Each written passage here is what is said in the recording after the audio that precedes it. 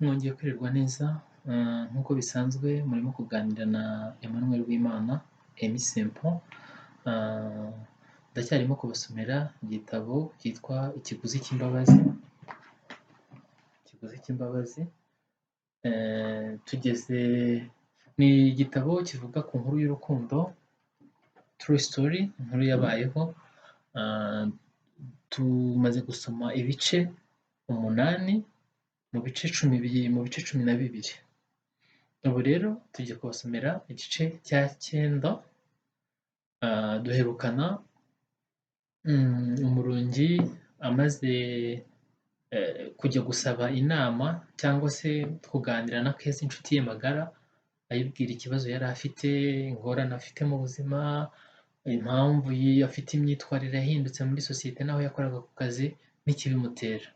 Yamugiriye inama rero zitandukanye, hama tugiye kureba Keza nako umurungi yiteguraga kwakira umukunzi w'imbabazi muri weekend wari uje kumenya rero ikibazo umurungi yari afite.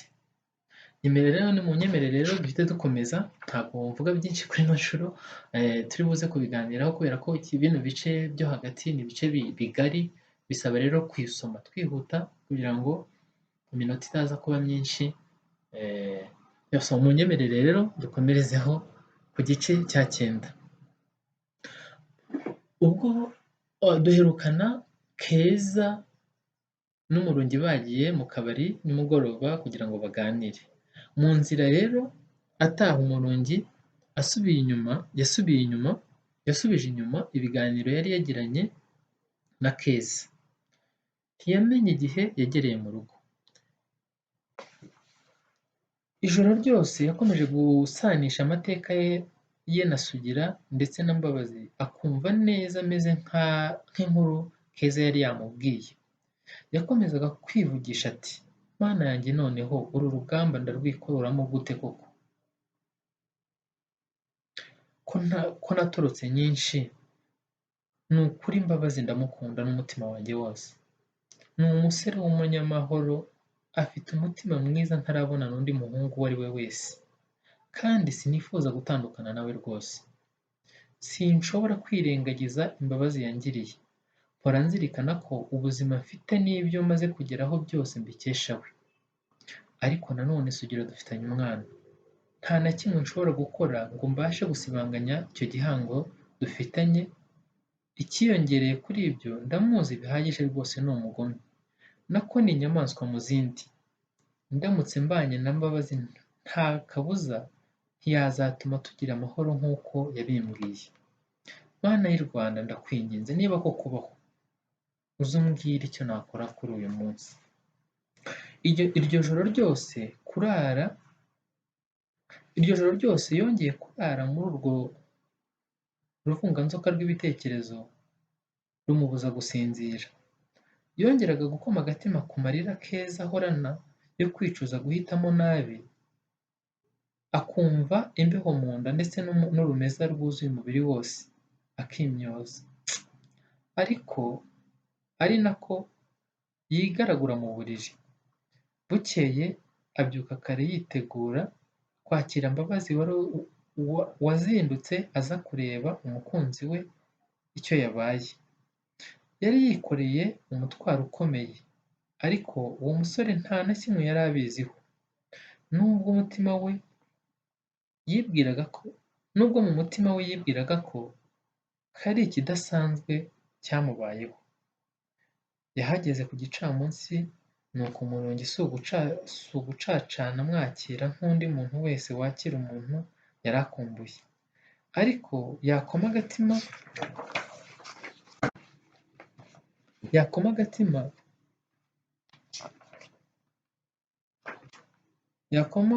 ku bitwikiriye umutima we bikanga.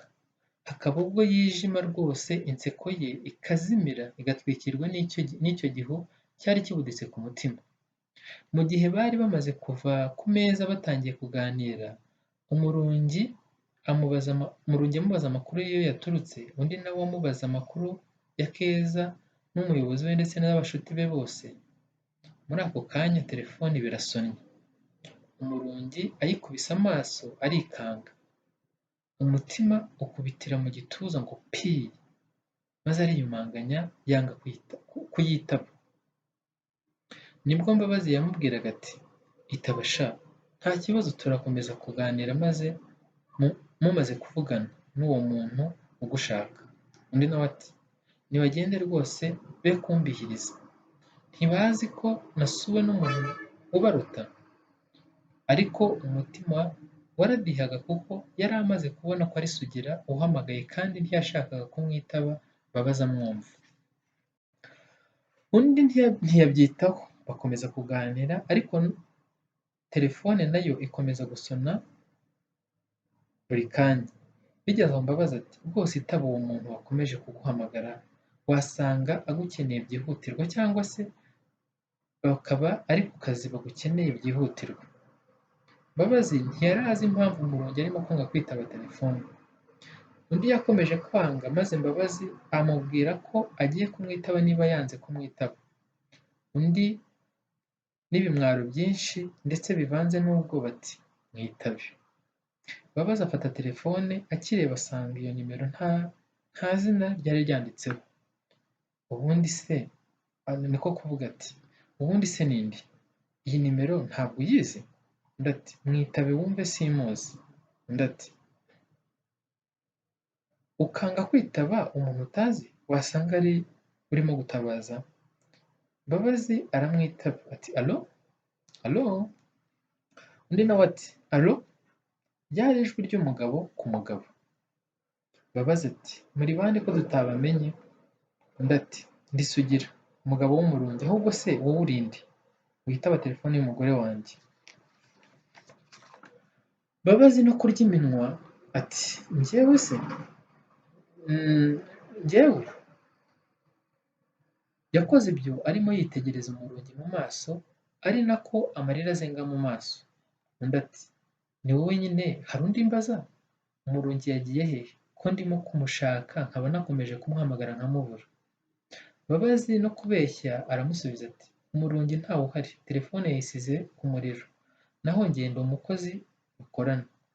Ubwo naza ndamubwira ko mwamuhamagaye mumushaka mukamubura. Nari nabonye mwakomeje guhamagara cyane mpitamo kubitaba. Mbabazi ahita akupa telefone ariko nawe mu maso ye hahindutse, amarira ashoka ku matama ye. Niko guhindukira areba Umurungi mu maso ati kumbe nari narayobewe impamvu wanze kwitaba, naho yari Sugira. Nimero ye wari uyizi mu mutwe biragaragara, n'impamvu wangaga kumwitaba nayo nayimenya. Umuru koko niwe wankorera ibi? Gatangara impamvu naguhamagaraga ngasanga urimo kuvugira kuri telefone, ngategereza ko uzambwira ko wahagurutse ngaheba. Ngaho ubutumwa bugufi nakoherezaga buri munsi ngategereza ko uzansubiza ngaheba, kumbi wasubiranye na Sugira.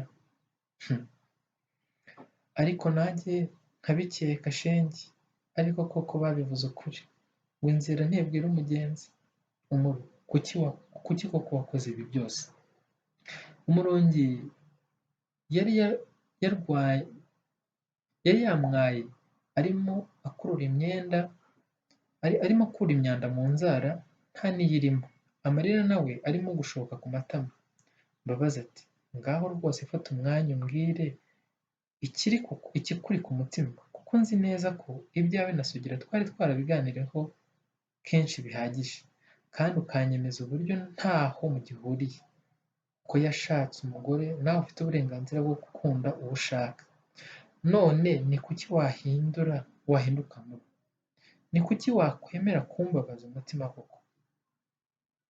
Ngaho cyo mbwira rwose, ahari se meze nk'urimo kurota? Si gusa, ahari se wasanga ndimo guhurutura aya magambo yose ku busa. Nuko Umurungi afata umwanya n'amarira menshi ati rwose Mbabazi nkunda, mbabarira, ibyo utekereza si byo ni ukuri. Undi ati none niba atari byo, ukuri kuri hehe? Ibyo niyumviye kuri telefone ko nawe twari turi kumwe n'undi babibwiraga, cyangwa si ururimi nsanzwe nzi? Ngaho nsobanurira. Umurungi yakomezaga kurira, ariko atakamba asaba imbabazi, agira ati rwose ndakwinginze mpa umwanya ngusobanurire uko ibintu bimeze. Ibyo urimo gutekereza ntaho bihuriye n'ukuri. Urabizi ndagukunda, ariko sugira na kuriya nyamaswa simba nshaka no kuvuga izina rye mu kanwa kanjye. Rwose ni we wirirwa mpamagara ntesha umutwe. Umurungi yatekerereje buri kimwe cyose Mbabazi, maze nawe araturika ararira, haba uwahoze undi. Maze bose bati kubera iki? Kubera iki twebwe koko Mana? Kuki wakwemera ko izuba n'ikirere cy'ibyishimo byakongera kurenga mu buzima bwacu? Kubera iki abanzi by'ibyiza batajya bunamura icumu? Bose bari bataye umutwe, babuze icyo gukora. Mbabazi yumvaga isi yamubanye ntoya. Kuri we yumvaga uwamutiza amababa akagurukana n'umurungi bakajya kure, aho batazongera kubaho bababara, aho batazongera kumva ijambo sugira. Ibyo byari ibyifuzo byabo bombi. Ariko sugira ntiyari umuntu usanzwe, ahubwo yari umugabo, yari umugome kandi yari afite imbaraga zahagarika buri kimwe cyose kiri munsi y'ibirenge bye, ku buryo ubuzima bw'aba bombi bwari mu kaga gakomeye. Ikosa rito gusa bari gukora, buri wese yari kuzaryicuza ubuzima bwe bwose. Mu gihe bari bumiwe bakirimo kurebana babuze ayo bacira n'ayo bamera, Keza yarakomanze maze bose bariyumanganya, bihanagura amarira. Umurungi yikiriza n'igihunga cyinshi ati ni karibu, ni karibu, ntihakinze komeza. Keza nawe ati muraho Mbaba, mbese uraza habe no kuza kudusuhuza, n'ukuntu twari tugukumbuye. Undi arahaguruka barahoberana n'amasoni menshi ati nyine nari nkiganira n'umurungi nari buze kubareba mu kanya. Undi nawe ati ariko sha nibyo rwose, wamukumburanye kandi amakuru aba ari menshi ku mpande zombi, ariko natwe mujye mutwibuka da. Bose barasekera icyarimwe. Umurungi abaza Keza ati sha njye se kutanshuhuje, ntabwo wari unkumbuye? Akomeza amubaza ati Nkuzimana iki se sha, dufite fanta, amata ndetse n'imbuto Mbabazi yatuzaniye, urahitamo icyo ushaka. Undi ati ntacyo nyihera amata, nari nyakumbuye cyane. Nuko bakomeza ibiganiro basa naho bibagirwa neza ibyari bibagoye, baraseka barasabana ntiwareba. Amasaha nayo yari arimo kwicuma. Mbabazi yagombaga kujya kurara ku nshuti ye, akaba n'umuyobozi w'ikigo Keza n'umurungi bakoragamo. Inka zitaha baramuherekeza aragenda. Mbabazi yaraye yibaza ibyamubayeho, niba koko ari we cyangwa ari inzozi mbi arimo kurota. Yagerageje kubiganiriza inshuti ye, ariko neza kubibonera ibisubizo birabananira. Ku ruhande rumwe Mbabazi yishimiraga ko byibura yabonye igisubizo cy'impamvu umurungi yari yarahindutse. Kubera ukuntu yagiriraga impuhwe umurungi, ntiyifuzaga ikintu icyo ari cyo cyose cyamubabaza. Ku rundi ruhande umurungi nawe aho yari yaraye asubiza inyuma ibyamubayeho byose kuri uwo munsi, akumva neza yakwiyahura. Yumvaga ameze nk'umuntu wambuye ubusa imbere y'abantu bangana n'abaje mu isoko. Gusa nanone agatangazwa n'ukuntu Mbabazi nawe nyuma yo kumva ibye byongeye kubabazwa nabyo, maze akongera kumubabarira. Byatumye arushaho kumukunda no kubona ko ari umusore udasanzwe, umusore ufite impuhwe n'imbabazi muri we, inshuti mubabarana mu gihe ubabaye, munishimana igihe wishimye. Ntiyashidikanya ko ari inshuti imurutira amagana. Twibuke ko Mbabazi n'umurungi bageze kure bitegura ubukwe bwari buzabe mu ntangiriro z'uwo mwaka wari ugiye gukurikiraho. Nyamara intambara z'urukundo zo ntizasibye kubitambika imbere. Nuko mu gitondo Mbabazi yazindutse aza kureba umurungi ngo basubukure ibyo bari baraye badafatiye umwanzuro ukwiye. Bombi bari babashije kubona umwanya uhagije wo kongera kubitekerezaho no kubitorera inyishyu ikwiye. Mbabazi yongeye gusezeranya umurungi ko atazigera na rimwe aha urwaho icyamubabaza. Yongeye kandi kumubwira ko mbere yo kumukunda yari yarumvishe amateka ye akababazwa nayo maze agahitamo kumubabarira no kumukunda. Ati rero mukundwa, kuri iyi nshuro nabwo imbabazi zanjye ntaho zagiye, nguhaye uburenganzira bwo guhitamo icyo umutima wawe ushaka. Yongeraho ati erega burya uwo ukunda iteka uramwitangira. Nta kindi narenza kuri aya magambo. Nyemerera ntahe mbona igihe cyo kugera mu rugo, kuko guhera ejo ndashaka gusaba ikiruhuko. Ndumva ntameze neza na gatoya. Umurungi yongeye guhaguruka ahobera Mbabazi, ariko ari nako amarira ashoka ku matama ye. Bombi bari bababaye. Imitima yabo no mu maso habo hasobanuraga byinshi buri wese wabibonaga. Nta mugayo shenge. Bari bagiranye ibihe byiza. Nta n'umwe wifuzaga ko undi yababara cyangwa ngo abe kure abo kubura n'undi. Byari agahinda kenshi. Kurekurana byaranze, maze barasomana biratinda. Amarira y'ibyishimo n'umubabaro byose byarivanze maze kwihangana birabananira. Bahuza urugwiro bishira kera. Aba bombi barakundanaga koko. Bakomeje kuganira, Umurungi yegamye mu gituza cya Mbabazi ku buryo yabonaga ko nta na kimwe mukinze. Bose bumvaga isi n'ijuru ari ibyabo. Bari barenze isi y'ibibazo bitangirira isi y'ibisubizo. Biratinda bisingira ijoro rishya ry'ibyishimo. Bagera n'aho bakora urukundo, barisanzura bishira kera. Nuko kera kabaye bumva umuntu akomanze ku rugi. Nuko no kwikanga bombi, Umurungi ashidukira hejuru agira ati ninde ukomanga? Undi ati Umuru, erega ni Keza sha. Undi nawe ati mbese ni wowe? Nari nagiye mu bwogero, ndaje ngukingurire.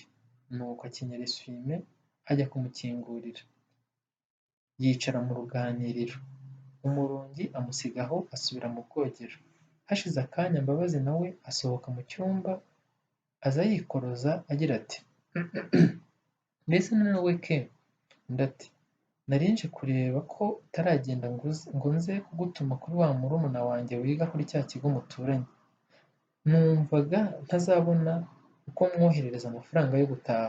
Undi ati nta kibazo rwose ndayamugezaho. Yongeraho ati ubutaha nujya ushaka kumuntumaho ntuzajye wigora. Ujye umbwira nzajya muguhera icyo azajya aba akeneye cyose. Keza aramushimira ati rwose uri umwana mwiza.